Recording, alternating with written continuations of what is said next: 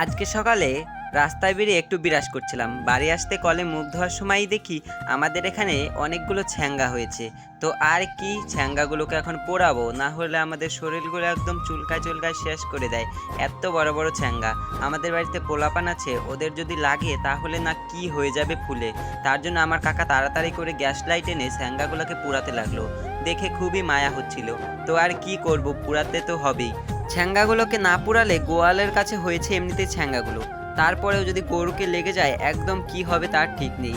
অনেক বড় বড় ছ্যাঙ্গা, আর আমরা ছ্যাঙ্গা বলছি এটা গ্রামের ভাষায়। তোমরা কিন্তু আবার অন্য কিছু ভাবো না খারাপ মনে করে, এটা আমাদের আঞ্চলিক ভাষা তাই বলছি। আর তোমরা তোমাদের ওখানে ছ্যাঙ্গাকে কি বলো সেটা কমেন্টে অবশ্যই বলে যাবে।